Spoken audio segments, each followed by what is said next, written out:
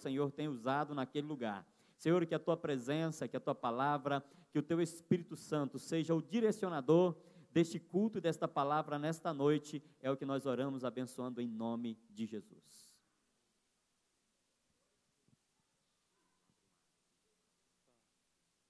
Meus irmãos, a paz do Senhor, quantos estão felizes?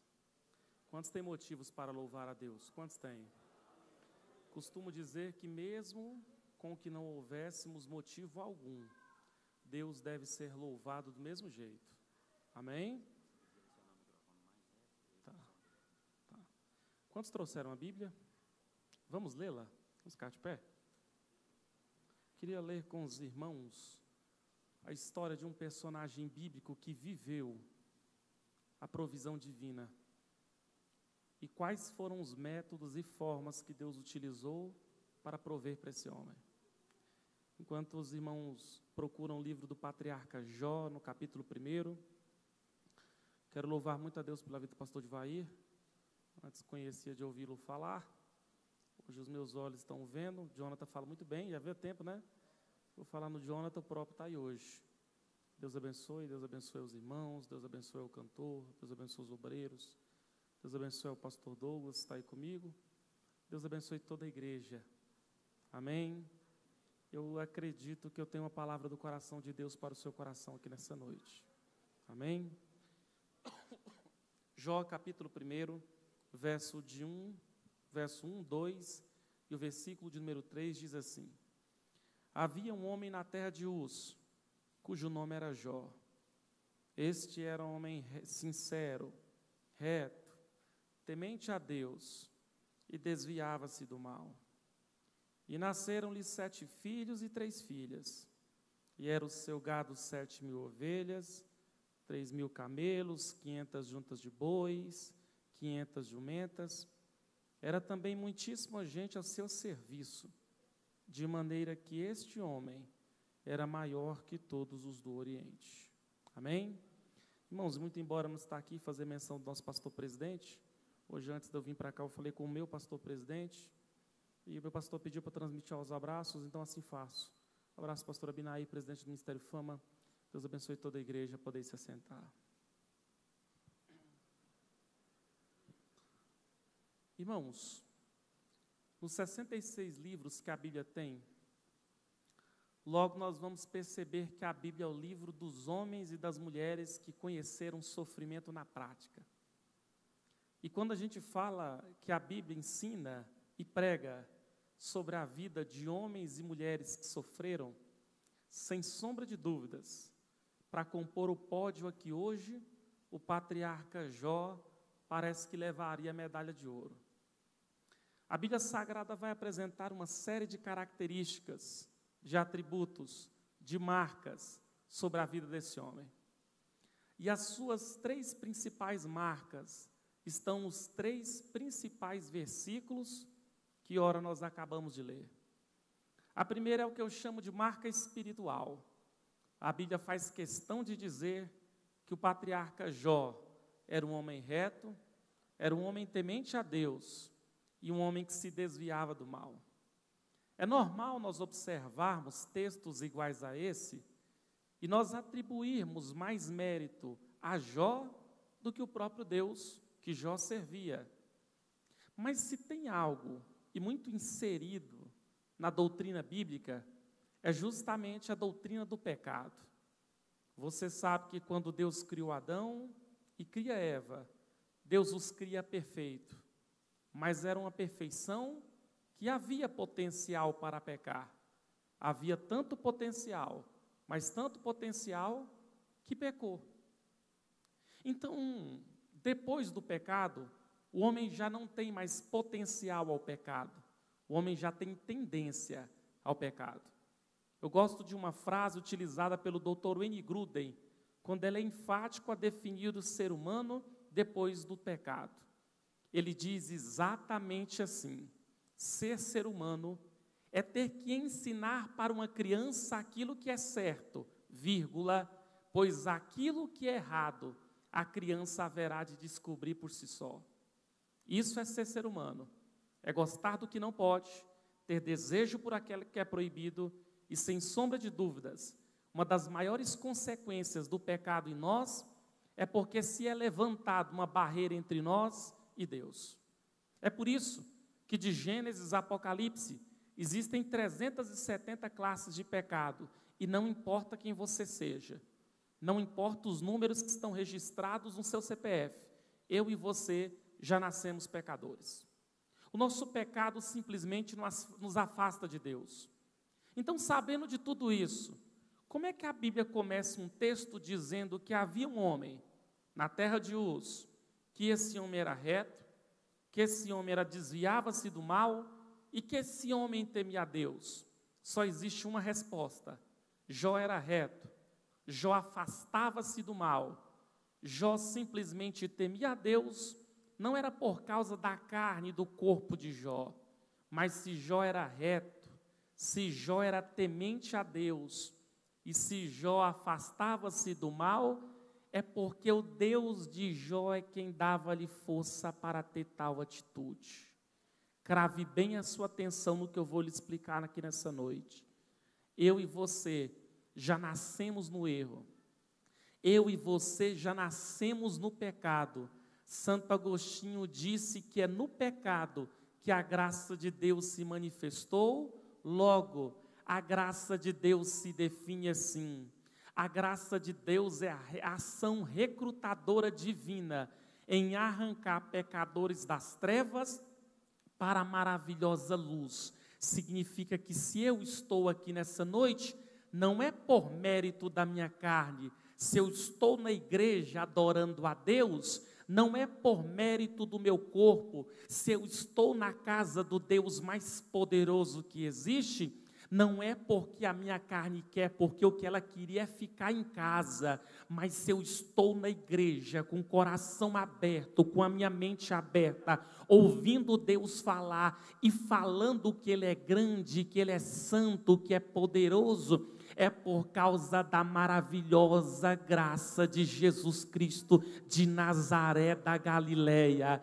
M. Baltz chegou a dizer que graça é assim: graça era o alguém que veio aqui na terra, se fez ninguém, pegou ninguém que nós éramos e está transformando para alguém da sua glória. Ei, Jesus era o alguém, largou o seu trono, veio aqui na terra se fazendo ninguém, pegou ninguém que eu, que eles, que vocês, que todos nós éramos, e está todos os dias transformando para o louvor e para a glória de Deus. Mas a Bíblia vai apresentar uma segunda marca sobre a vida de Jó. A Bíblia Sagrada vai dizer que lhe nasceram-lhe 7 filhos e 3 filhas. E a Bíblia vai definir os filhos como herança do Senhor. É importante nós compreendermos algo muito sério ser abordado no capítulo do patriarca Jó. A Bíblia Sagrada é enfática ao dizer que esses meninos e essas meninas, esses irmãos, desfrutavam muito de confraternização, apresentando a segunda marca da vida de Jó, as chamadas marcas familiares. Olhe bem para cá. Quando eu falo para os irmãos que a Bíblia prega, ensina e mostra a confraternização na vida dos meninos e das meninas, dos homens e das mulheres, dos filhos de Jó, é importante nós não confundirmos algo muito sério, que é a diferença de comunhão para confraternização. A Bíblia Sagrada não proíbe momentos de confraternização e eles são até ótimos, relevantes.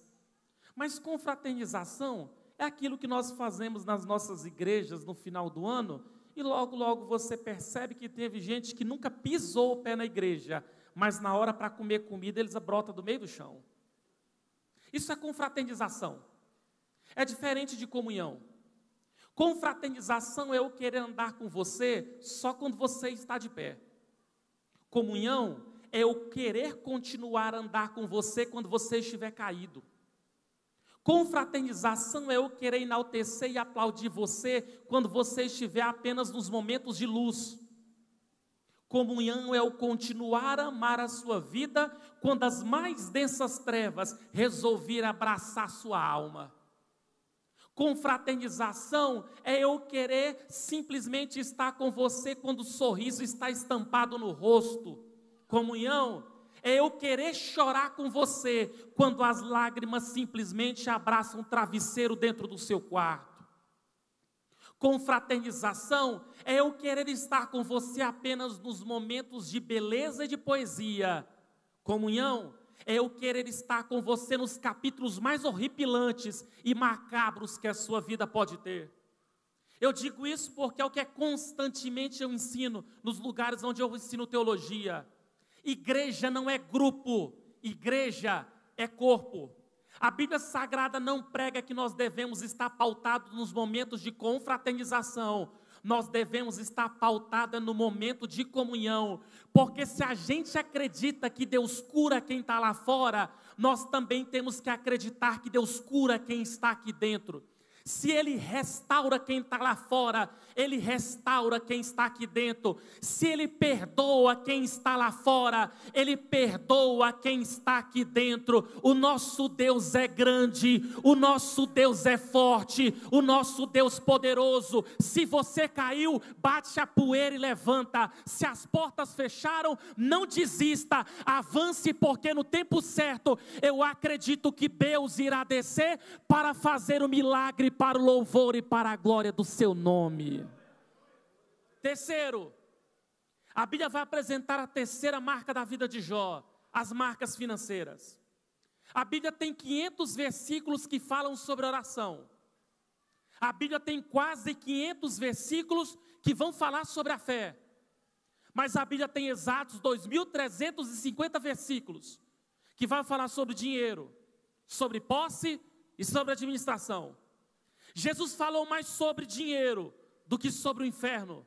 Jesus falou mais sobre o dinheiro, inclusive do que sobre o céu. É isso que a Bíblia está dizendo, que patriarca Jó era alguém próspero financeiramente. Esse era Jó, agraciado por Deus espiritualmente, agraciado por Deus na família e agraciado por Deus em dinheiro.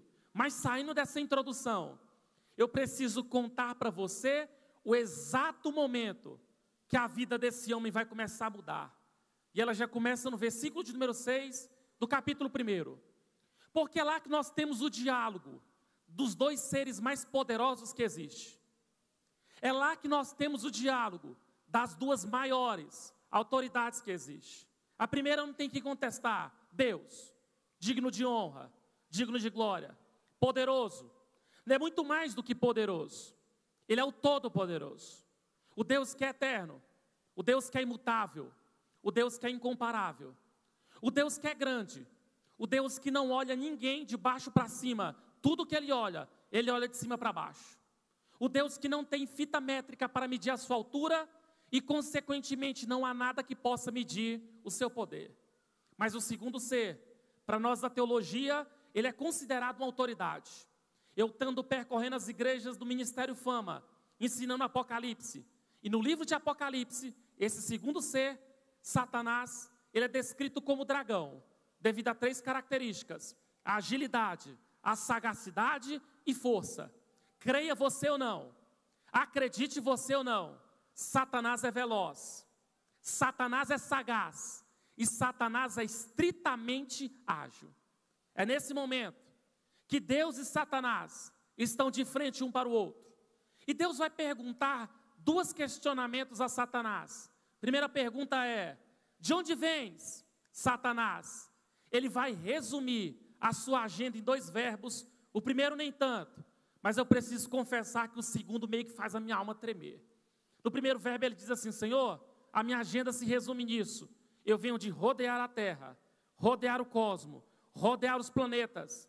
Eu venho de rodear os países, rodear as cidades, rodear os bairros, rodear as casas, rodear as igrejas. Mas ele é enfático a dizer: e de passear por ela. Quando nós passeamos, nós não passeamos tristes. Quando nós passeamos, nós não passeamos cabisbaixo.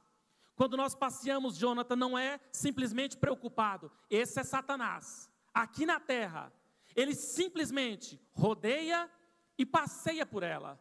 Quando João é enfático a dizer que o mundo já é do maligno, na gramática grega, remete à tese de que o sistema mundano já está no colo de Satanás. A prova disso é que quando ele tenta Jesus em Mateus 4 e Lucas 4, nem Jesus contesta quando ele diz que o sistema mundano já o pertence. É nesse momento que Deus vai perguntar assim para Satanás: Satanás, enquanto você rodeia a terra, enquanto você passeia por ela, tu observastes o meu servo Jó? Aí Deus diz assim: porque na terra não há ninguém que seja semelhante a ele. Não há ninguém que é tão crente igual a esse homem. Não é ninguém que desvia-se do mal igual a ele. Agora eu preciso dizer algo para você. Quantos estão me ouvindo, diga amém. Você vai perceber, e aqui, pastor Divaí, Deus vai falar para Satanás, não é dos bois que Jó tinha. Deus não vai falar para Satanás dos camelos que Jó tinha. Deus não vai falar para Satanás das fazendas que Jó tinha. Deus não vai falar para Satanás do status que Jó tinha. Mas Deus vai falar para Satanás apenas as suas marcas espirituais. O que eu vou falar aqui vai parecer heresia, mas não é. Para Deus, pouco importa se você vem para a igreja de carro do ano, de carro seminovo, de carro velho, de mobilete, de pé, de moto, não importa. Para Deus pouco importa o lugar que você mora. Essas coisas quem valorizamos somos nós. Porque quando Deus ele olha para mim, quando Deus ele olha para você, Ele vai olhar dentro do nosso peito para saber se o nosso coração o adora em espírito e o adora em verdade. Eu quero que você levante a sua mão e você não abaixe a sua mão, pois eu recebo a autoridade do Todo-Poderoso aqui nessa noite, para dizer que todo crente que veio adorar a Deus em espírito e em verdade, vai sair aqui dessa noite avivado, renovado. Pode ser que você volte para sua casa, pode ser que você não esteja na casa que um dia você vai estar, pode ser que você não tenha o carro que você tem, que você quer, mas eu recebo a autoridade de Deus para dizer para você: você pode ser desprezado pelos homens, mas não é desprezado por Deus. Pode ser desvalorizado aqui na terra, mas não é desvalorizado pelos céus, porque quando você bate o joelho no chão, Deus se curva para ouvir a coração de um coração quebrantado e contrito. Quantos acreditam nisso? Diga glória a Deus.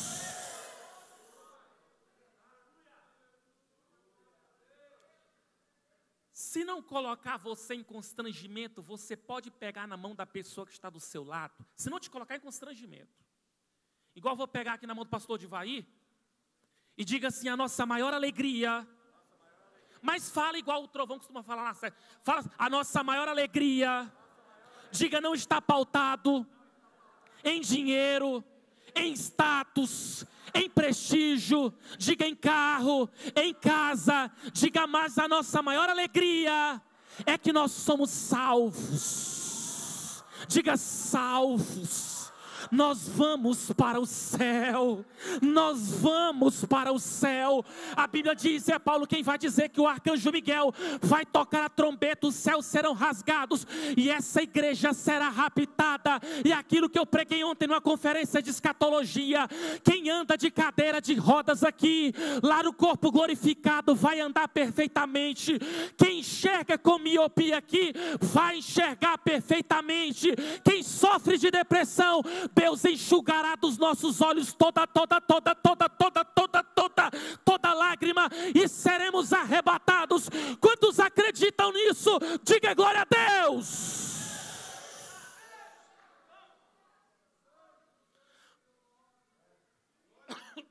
É nesse momento que a Bíblia Sagrada é enfática a dizer que Deus ouve de Satanás a sua agenda.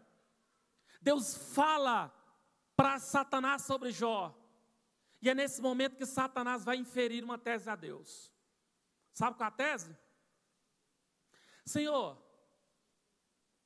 Jó te serve não é pela tua grandeza. Jó te serve não é por causa da tua eternidade. O Senhor sabe. O Senhor encheu a conta bancária de Jó. O Senhor não deu apenas uma roça para Jó, o Senhor deu foi fazendas. O Senhor não deu apenas 10 cabeças de boi. O O Senhor deixou esse homem milionário. Sabe o que Satanás estava inferindo a Deus? Jó te serve, não é por quem tu és. Jó te serve é por aquilo que o Senhor está te dando. O Senhor está dando para ele. É nesse momento que Deus olha dentro dos olhos do diabo e diz assim: Satanás, autorizado está a tocar na estrutura financeira de Jó, que eu preguei no versículo 3. Mas tem limite. Poupa-lhe, porém, a vida. É nesse momento que Satanás se esvai da presença de Deus. E a Bíblia Sagrada diz que os sabeus, que inclusive eram inimigos de Jó, começaram a pular para dentro das fazendas de Jó, e num ataque de fúria, eles começam a golpear com a morte os funcionários de Jó. Eles começam a matar os bois e os camelos de Jó. Eles começam a destruir toda a estrutura agropecuária de Jó. Sobrou apenas um funcionário, que provavelmente se fingiu de morto, sai correndo, ouve simplesmente o que está acontecendo, corre para o seu patrão e o encontra dizendo: Jó, os sabeus pularam para dentro da fazenda, mataram animais, mataram meus colegas de trabalho, sobrou eu apenas para te contar o que anda acontecendo. É nesse momento que Jó está ouvindo uma palavra aqui da terra. E eu fiquei pensando: meu Deus, será que Jó vai fazer o quê? Quem é Jó quando ouve uma palavra de desânimo? Quem é Jó quando ouve uma palavra de confronto? Quem é Jó quando ouve uma palavra que vai golpear justamente a sua alegria? Será que Jó vai retroceder? Será que Jó vai parar? Será que Jó vai desanimar? Mas enquanto Jó está ouvindo um relatório desanimador aqui na terra, a Bíblia Sagrada vai dizer que ele prostra o seu joelho no chão. Diz que ele olha para os céus e diz assim: bendito seja o nome do Senhor. Deus está vendo, Satanás está vendo. Jó adorava a Deus, não é por causa das fazendas, por causa do boi, por causa do camelo. Escuta bem o que eu vou te dizer, porque essa aplicação ela é facinha de fazer. Simplesmente funciona assim: com um tanque de gasolina cheio, louvado seja Deus. Vazio, louvado seja Deus. Está trabalhando, bendito seja o nome do Senhor. Teu patrão mandou tu embora, bendito seja o nome do Senhor. Está ouvindo palavra top, bendito seja o nome do Senhor. Estão querendo tua cabeça numa bandeja, bendito seja o nome do Senhor. Sabe por quê? Porque Deus ainda procura uma geração que o adora é por aquilo a que Ele é, e não por aquilo a que Ele dá. Então, desculpa meu termo pejorativo, mas o pau está quebrando, a giripoca está piando, mas bendito seja o nome do Senhor. É nesse momento que a Bíblia diz que Satanás, de novo, vai se apresentar perante Deus. E apresentando-se perante Deus, irmãos, eu não sou pregador de frase de efeito emocional, mas eu sinto o poder de Deus aqui nessa igreja, nessa noite. E eu sinto, não é por causa de homens, eu sinto porque o Espírito de Deus faz eu entender que tem intercessoras que estão clamando a Deus nesse culto, e eu digo isso autorizado por Deus. Assim diz o Senhor dos Exércitos: alguns vão receber milagres poderosos aqui nessa noite. Quantos acreditam? Quantos acreditam? Levante suas duas mãos aos céus. Assim diz o Senhor dos Exércitos: creia no Senhor Jesus e será salvo tu e toda a tua casa. Vai chegar dias que você vai pegar esse microfone e vai dizer: eu e a minha casa servimos ao Senhor. eu e a minha casa servimos ao Senhor. Eu escuta bem o que eu vou profetizar. Não é que Deus vai abrir a porta, pega o que eu vou te falar. A porta já está aberta para o louvor e para a glória do nome de Jesus. Todos esses momentos de aflição não serviram para outra coisa, a não ser te fazer um crente melhor, e que o nome de Jesus será glorificado através dos teus problemas para a glória dele. Abaixa sua mão que eu preciso terminar essa mensagem. É nesse momento que Satanás vai se apresentar perante Deus, e dessa vez Satanás infere uma segunda tese a Deus, e a tese é: Senhor, olha o organismo de Jó. Os anticorpos no corpo dele funcionam em alto nível. Jó não sabe o que é uma enfermidade. Jó não sabe o que é uma doença. Senhor, com todo respeito, Jó não sabe o que é ficar prostrado sobre uma cama. Deus olha dentro dos olhos do diabo e diz assim: Satanás, de onde vens? Ele vai dizer assim: Senhor, de rodear a terra e de passear por ela. Sabe o que ele está dizendo? A minha agenda nunca mudou. A minha agenda não muda. E enquanto o Senhor não consumar a eternidade, ela nunca vai mudar. Mas Satanás, toca ali no corpo, poupa-lhe porém a vida. Irmãos, é nesse momento que Satanás se esvai da presença de Deus. E ele começou a colocar feridas no corpo de Jó. Ele colocando feridas no corpo de Jó, Jó gritava de dor. Ele se tornou um aborto vivo. Por onde esse homem passava, o desprezo estava sendo a sua principal marca. Por onde esse homem passava, o cheiro dele estava comprometendo. Por onde Jó passava, esse homem era digno de dó. O homem mais milionário do mundo oriental, no mundo antigo, que era o próprio patriarca, a partir de agora está sem fazenda. A partir de agora está sem bois, está sem camelo. A partir de agora ele não tem nome. A partir de agora ele não tem status. A partir de agora ele não tem prestígio. Por onde esse homem passa, todos estão dizendo: Jó era rico, agora está pobre. Jó tinha dinheiro, agora não tem nada. Jó tinha saúde, agora a enfermidade o abraça.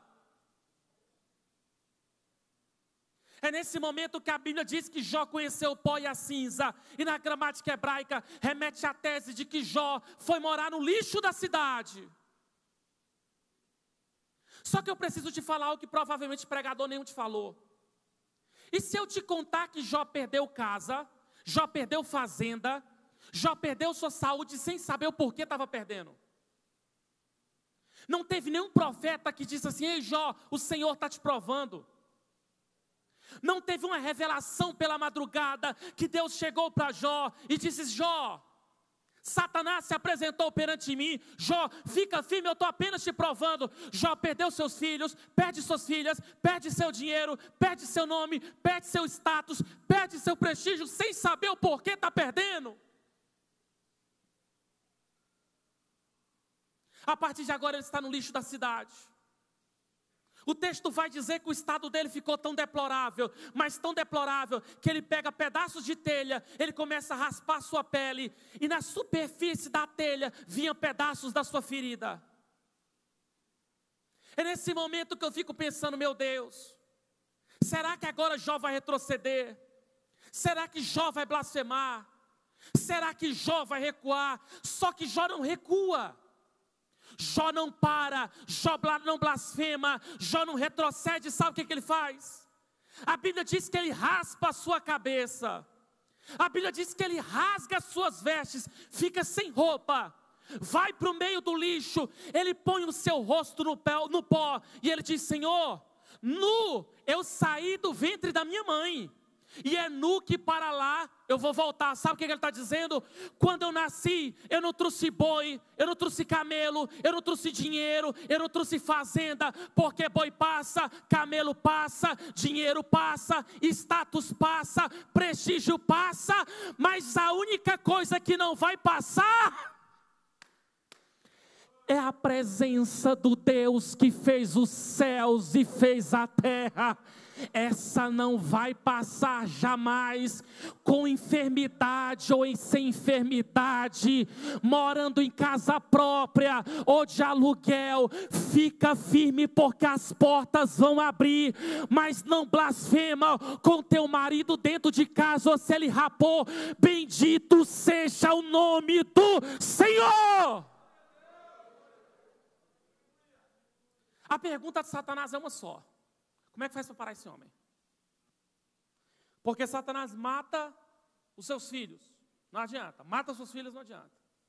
É nesse momento que a mulher de Jó, num ataque de desespero, olha para Jó e diz: Jó, amaldiçoa o teu, porque a partir de agora ele não é meu mais. Amaldiçoa o teu Deus e morre. A resposta de Jó é um confronto à nossa vida cristã. A Bíblia diz que simplesmente Jó devolve o argumento dizendo assim: ó mulher, as fazendas dele você quis aceitar? Os bois dele você quis aceitar? O status que ele nos deu você quis aceitar? Agora a morte dos nossos filhos, a perca das fazendas, a perca da casa, isso que ele está permitindo, você não quer aceitar? É isso que eu quero que você entenda. Vida cristã não é ponto de saída, é ponto de chegada. O interesse de Deus não é quantos vão começar a campanha. Deus quer saber quem tem peito para ir até o final e dizer: Senhor, eu comecei, mas eu estou aqui, me dá a minha vitória.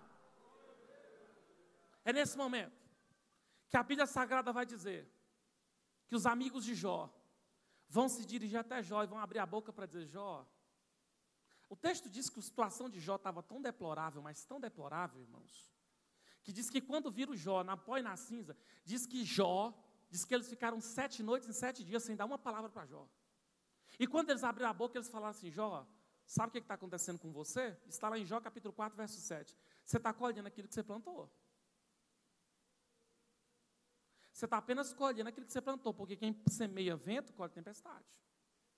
Agora olha para cá que eu vou começar a caminhar para o final, meus minutos estão acabando. Irmãos, Jó ouve isso no capítulo 4. E Satanás descobriu como é que parava Jó. Porque Satanás vai parar Jó no capítulo 4, 5, 6, 7, 8, 9, 15, 20, 25, 30. Porque do capítulo 4 até o capítulo 37, você vai encontrar Jó fazendo só uma coisa: reclamando, murmurando, se amaldiçoando. Satanás não apenas feriu Jó no corpo, Satanás feriu Jó na alma. É aquilo que eu falo no curso de pastores do Ministério Fama.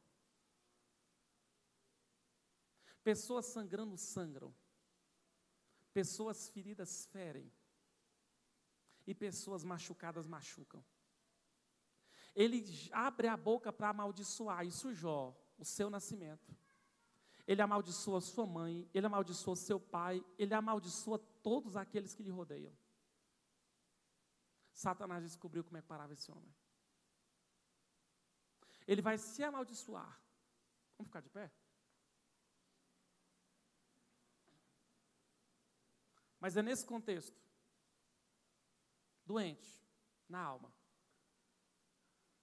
que eu fiquei me perguntando: como é que o Senhor vai fazer para prover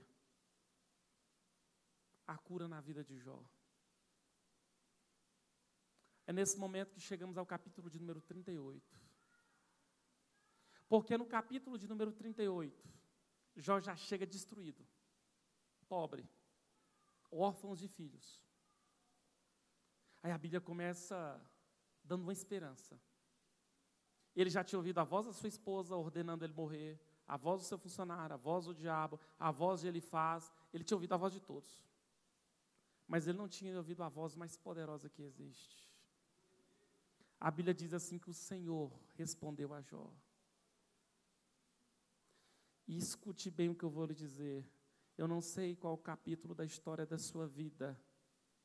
O que eu quero lhe dizer nessa noite é que o capítulo 38 da história da sua vida vai chegar. Vai ser aquele capítulo que Deus vai descer e vai te explicar tudo o que andou acontecendo. Só que tem algo muito sério no capítulo. Eu fiquei perguntando, meu Deus, o que o Senhor vai falar para um homem desse? Sabe o que Deus começou a falar? Jó, aonde estavas tu quando eu fundei a terra? Sabe o que Deus fala para Jó? Jó, volta comigo para o Berechites, para o Gênesis. Jó, no dia que eu criei Adão e criei Eva, no dia que eu fiz separação das águas e dos mares, no dia que eu criei o sol para governar o dia, no dia que eu criei a lua para governar a noite.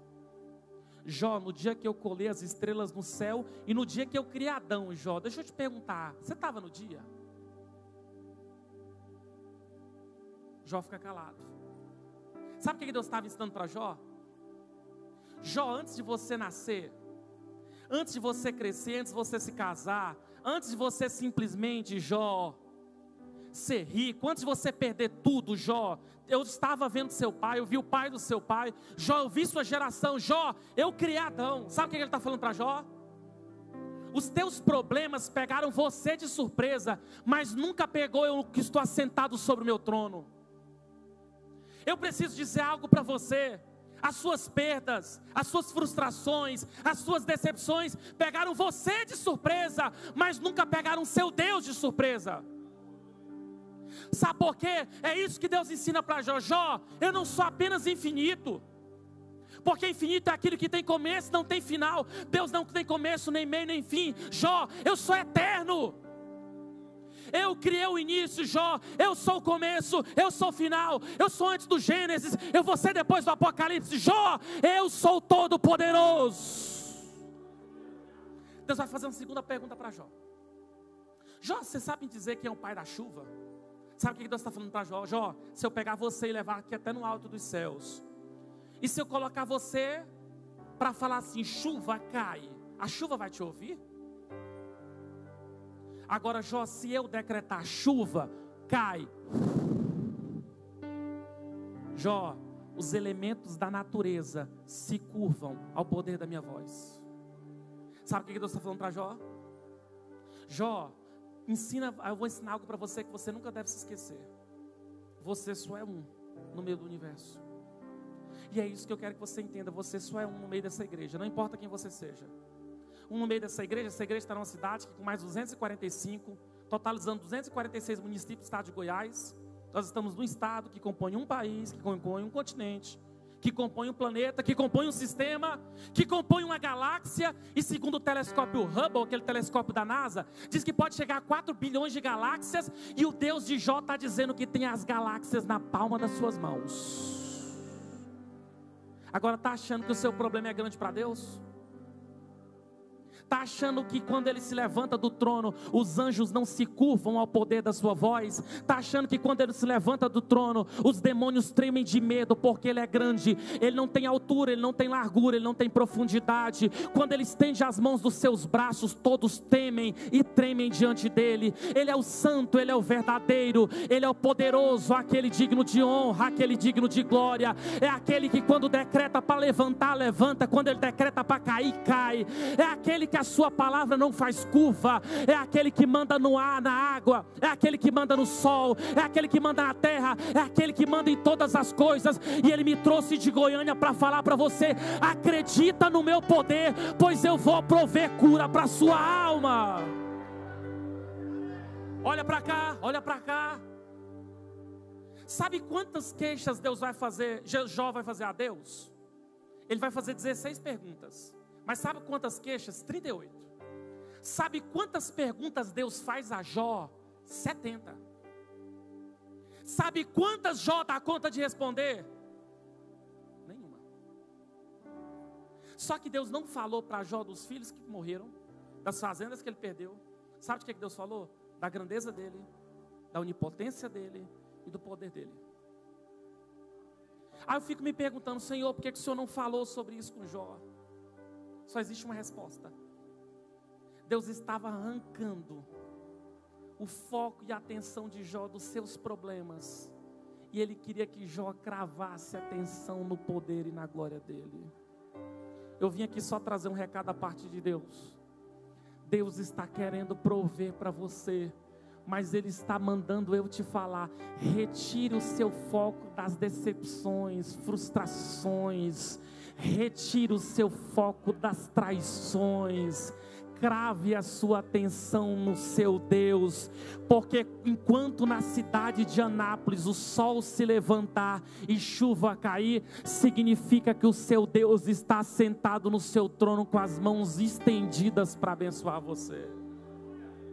E aqui eu vou finalizar. Sabe o que Jó fala? Senhor, agora eu bem sei que tudo tu podes e que nenhum dos teus planos podem ser frustrados. Antes eu conhecia Deus de ouvir falar. Agora quando eu vejo o sol se levantando, chuva caindo, pregador pregando, louvor cantando, eu sei que existe um Deus que está sentado no trono. Então eu quero convidar você a levantar a sua mão. Sei que vai doer, dói mesmo, sei que dói.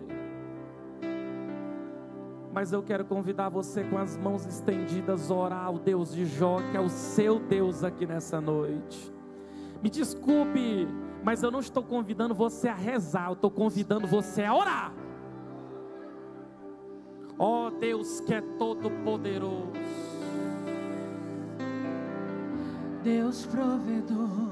Vamos cantar, vamos cantar, vamos cantar. Quantos podem orar a Deus aqui nessa noite? Ó Deus, Senhor, eu quero estender as mãos ao teu trono. Oh, quantos podem orar aqui nessa noite?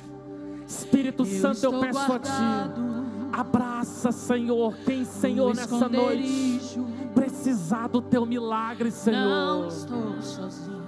Oh, Espírito Santo de Deus, toca nessa noite, Senhor. Provê, Senhor. Temer porque se eu estou guardado por quem nunca perdeu batalha. Teu nome é. Olhe bem para cá. Eu sei o que eu estou lhes fazendo. Quem tem pernas, vem aqui na frente, porque Deus vai derramar e soprar um vento impetuoso aqui nessa noite, e o seu milagre vai depender da sua atitude. Crave os seus pés aqui na frente e venha preparado, porque hoje Deus vai curar até gente. Canta, canta, canta, canta. Haja o que houver, venha, venha, venha, venha, venha. Venha o que vier, irás provar. Venha, venha, venha, venha, venha, venha. Eu creio. Chegue para frente, chegue para frente. Eu não vivo. Chegue, tem pessoas vindo atrás de você. Tem pessoas atrás de você. Venha para frente. No que creio, irás provar de novo. Os irmãos, vem para frente. Tem gente atrás. Isso, vem para frente, vem para frente. Todo mundo aqui perto, todo mundo aqui perto. As águas não vão afundar. Isso, vem para frente, vem para frente. Pois estás comigo. Não estou sozinho. Oh, glória. Eu estou guardado. Vem. Quanto mais para frente vier, para mim vai ser melhor. Isso, vem para frente, vem para frente. Porque tem uns irmãos. Isso, isso. Isso. Oh, Espírito Santo. Temer porque. Oh, Espírito Santo.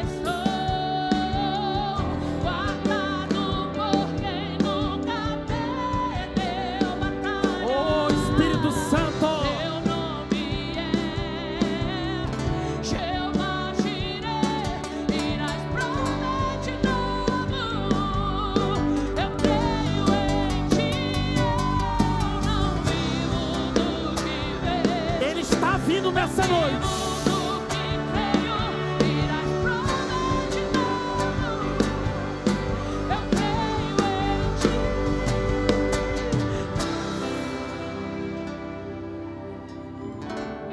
lembra que eu disse para você? Vem aqui na frente, porque Deus vai derramar um vento impetuoso aqui nessa frente. Escute só, eu não saí da minha cidade. Daqui a pouco nós vamos liderar a vigília Casa de Deus na sede do Ministério Fama. Mas eu vim aqui nessa noite para trazer um recado da parte de Deus. permita Deus curar a sua alma e o seu coração, porque vai vir uma enxurrada de bênção sobre a sua vida. Hoje o fogo do Espírito Santo vai queimar toda a raiz de amargura aqui nessa noite. Os irmãos podem pegar nas mãos, pode dar as mãos. Se você não quiser, não tem problema. Se for lhe colocar em constrangimento, não tem problema. Mas eu disse no início da mensagem, o poder de Deus está aqui nessa noite. Eu por mim pregava e embora, já expliquei a palavra. Mas eu sei o que eu estou lhe falando nessa noite. Hoje o Espírito Santo vai soprar da sua graça aqui nessa noite. Agora eu vou lhe pedir, levante a mão da pessoa para cima. A Shekinah de Deus está se aproximando da sede do Ministério de Anápolis aqui nessa noite. Diga assim comigo, em alto e bom som: Espírito Santo. Faz igual John Wesley. Espírito Santo, nessa noite eu te peço, me toca, me abraça, me toca, me abraça, agora,